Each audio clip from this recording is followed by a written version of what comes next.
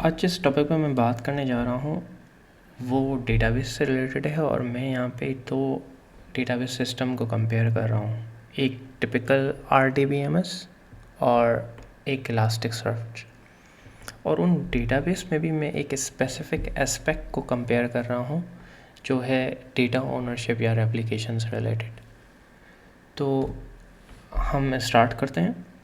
अगर आप लोगों ने ट्रेडिशनल डेटाबेस पे काम किया हो, मोस्टली रिलेशनल डेटाबेसेस पे, तो उसमें रेप्लिकेशन इस तरह काम करती है कि आपके पास एक लीडर है जिसके पास ओरिजिनल डेटा होता है, और अगर आप रेप्लिकास ऐड करते हैं तो सारा का सारा डेटा रेप्लिका पे रेप्लिकेट होता है। इसका मतलब ये हुआ कि लीडर पर सारा ओरिजिनल डेटा है और रेप्लिका पर एग्जैक्ट कॉपी होती है उसी डेटा की जो लीडर पर है। और ऐसा पॉसिबल है कि लीडर अहेड हो और रेप्लिका जो है वो थोड़ा सा पीछे हो, लैगिंग बिहाइंड। इसको इवेंचुअल कंसिस्टेंसी कहते हैं कि आउटडेटेड डेटा हो सकता है रेप्लिका पे और नेटवर्क की वजह से डेटा ट्रांसफ़र होने में थोड़ा सा टाइम लग सकता है।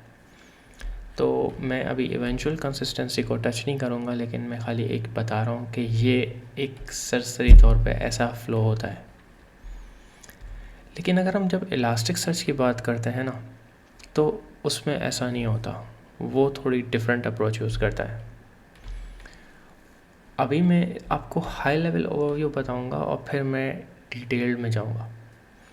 समझ लें अगर आपके पास एक इलास्टिक सर्च का क्लस्टर है जिसमें 2 नोड्स हैं, तो सारा का सारा प्राइमरी डेटा एक नोड पर नहीं होगा। और इसका मतलब ये हुआ कि वो क्या करता है, वो डिस्ट्रीब्यूट कर देता है डेटा अक्रॉस द नोड। जिस नोड पर प्राइमरी डेटा है उसकी उस नोड पे कभी भी रेप्लिका नहीं होगा और उसका रेप्लिका दूसरी नोड पर होगा। आपको ये शायद कंफ्यूज कर रहा हो। मेरा सिर्फ पॉइंट ये है कि ये देखें, यहाँ पे एक पोर्शन है, स्मॉल पोर्शन प्राइमरी का, जो कि नोड 1 पर भी है और नोड 2 पर भी है। लेकिन जिस नोड पर प्राइमरी है ना, उसी नोड पर रेप्लिका नहीं है, उसकी दूसरी नोड पर है। ये बहुत इम्पॉर्टेंट पॉइंट है। तो जिस नोड पर आपको प्राइमरी नज़र आ रही होगी ना, उस पर कभी रेप्लिका नहीं हो सकता, उसकी दूसरी नोड पर होगा। अगर उसकी उसी नोड पर किसी वजह से हुआ तो क्लस्टर की स्टेट येलो हो जाती है, वो ग्रीन नहीं होती। अगर हेल्दी क्लस्टर होगा तो वो इस तरह की कुछ स्टेट होगी। अच्छा, ये सब चीज़ें ठीक हैं, लेकिन इसका मतलब क्या हमारे लिए? ठीक है, हमें इससे किस तरह फ़ायदा हो सकता है या मैं इससे क्या समझूं? तो ये बहुत इम्पॉर्टेंट पॉइंट है जो अभी मैं बताने जा रहा हूँ। इसका मतलब ये है कि हमारे पास फ्लेक्सिबिलिटी है कंपेयर टू RDBMS। वो फ्लेक्सिबिलिटी क्या है कि हमारे हाथ में है कि हम किस डेटा को रेप्लिकेट करना चाहें और किस डेटा को ना चाहें। शायद मैं आपको कंफ्यूज कर रहा हूँगा, लेकिन ये कन्फ्यूजन भी थोड़ी देर में क्लियर हो जाएगी। इसका मतलब ये हुआ कि अगर आप RDBMS पे काम कर रहे हैं तो डेटा ऑर्गेनाइजेशन या कुछ हायरार्की कुछ इस तरह होती है कि आपके पास एक डेटाबेस है, उस डेटाबेस में बहुत सारे टेबल्स होते हैं और उस टेबल्स में रोज़, कॉलम और फिर एक्चुअल डेटा होता है जो कि हार्ड डिस्क पर सेव होता है। ऐसा ही है। तो इलास्टिक सर्च में कुछ इस तरह होता है कि आपके पास टेम्पलेट्स होते हैं, एक टेम्पलेट में मल्टीपल इंडेक्सेस होते हैं और इंडेक्सेस के अंदर डेटा होता है, और जो डेटा होता है ना, वो दरअसल शार्ट्स की फॉर्म में होता है। शार्ट्स असल में उनको स्टोर किए हुए होता है, ठीक है, और इवेंचुअली डेटा हार्ड डिस्क पर ही होता है। तो जो रेप्लिकेशन है ना, वो शार्ट के लेवल पे होती है, ठीक है।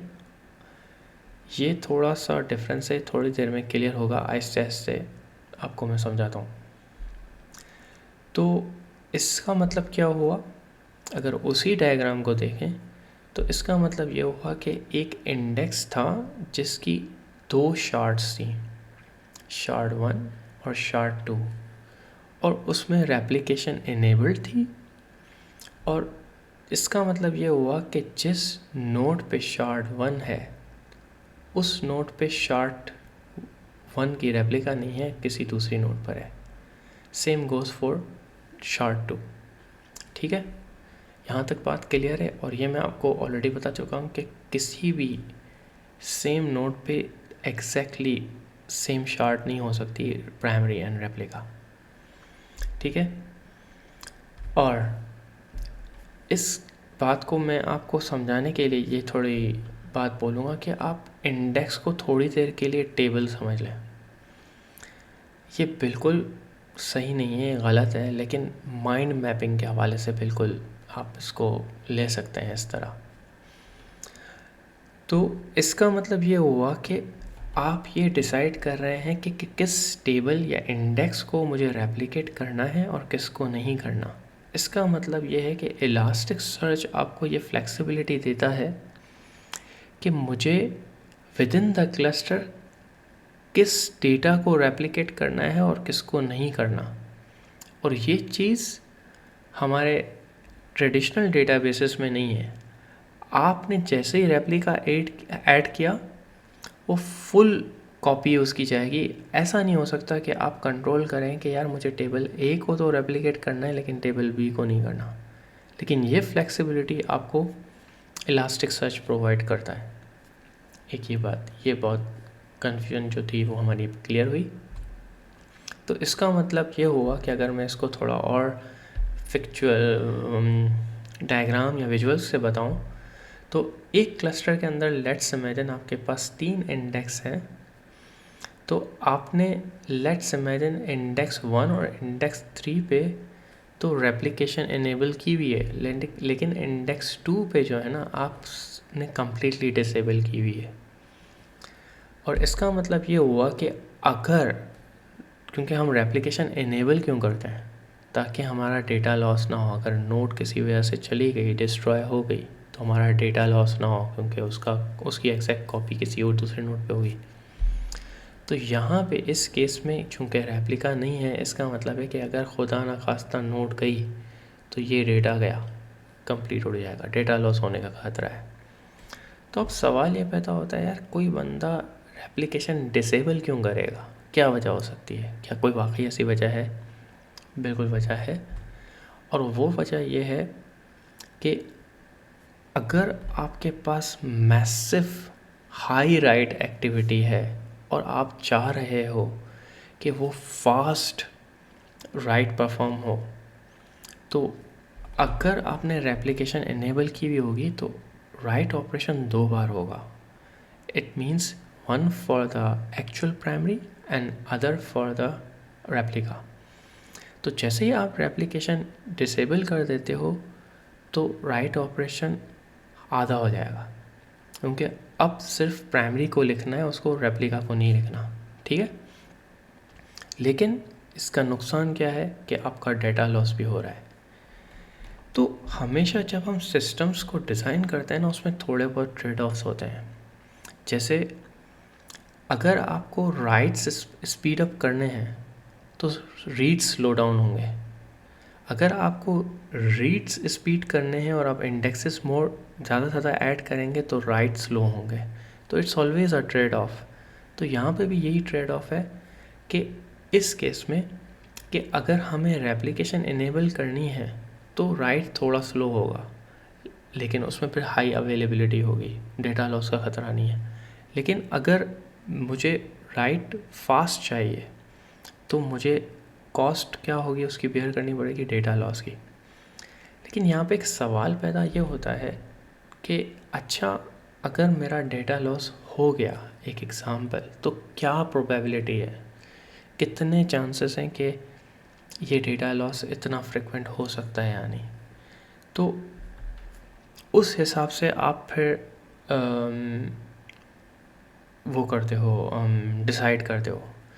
जैसे मेरे केस में क्या था कि हम लोग मोस्टली मैट्रिक्स के तौर पे यूज़ करते हैं इलास्टिक सर्च।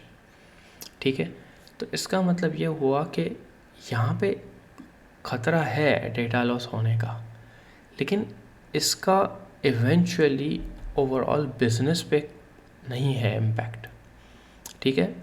मेरे कुछ मैट्रिक्स लॉस होंगे जिससे मैं शायद स्टेबिलिटी के मैट्रिक्स में नहीं गेन कर पाऊँगा, ठीक है, लेकिन इवेंचुअली जो कस्टमर इम्पैक्ट है उस पर इतना इम्पैक्ट नहीं हो रहा। सेकंड, कितने सालों में कोई सिस्टम में ऐसी ख़राबी आई जिसमें वाकई ऐसा हुआ हो कि नोड क्रैश हो गई हो या व्हाटएवर। अगर आप वो क्लस्टर रन कर रहे हैं लेट्स से 10 साल तक या 10 साल से, और 10 साल में आपके पास एक भी ऐसा इंसिडेंट नहीं आया, तो यू कैन प्रिडिक्ट के yes there is a probability but it's very very मतलब लेस लाइकली कि ये होगा। तो इस हिसाब से फिर आप ट्रेड ऑफ करते हो कि यार मुझे क्या चाहिए इम्पॉर्टेंट, हाई राइट थ्रूपुट चाहिए at the cost of data loss जो कि ऑलमोस्ट नेग्लिजिबल है, तो okay I can go for it, ठीक है। तो ये ट्रेड ऑफ्स होते हैं जब आप सिस्टम डिज़ाइन करते हैं। तो अगर आपको मेंटल मॉडल याद करना हो या टेक अवे अगर मैं बोलूँ, तो ये हल्का सा आप कह लें एक कंपैरिजन है कि RDBS में इसमें ना आपका पूरा का पूरा डेटा रेप्लिकेट हो रहा होता है, होल कॉपी एक साथ, और यहाँ पे रेप्लिकेशन शार्ट्स के लेवल पे हो रही होती है। यहाँ पे एक ही लीडर है, वो डेटा का ओनर है, उसके पास ओरिजिनल डेटा है। यहाँ पे इलास्टिक सर्च में बहुत सारे डेटा ओनर हैं, डिपेंड्स ऑन कि आपके पास नोड्स कितनी है, ठीक है। यहाँ पे लीडर सेंट्रिक है और यहाँ पे ये डिस्ट्रीब्यूटेड सिस्टम है, तो डिफरेंट आर्किटेक्चर है, डिफरेंट ट्रेड ऑफ्स हैं, और ये दोनों डेटाबेसेस डिफरेंट प्रॉब्लम सॉल्व कर रहे हैं।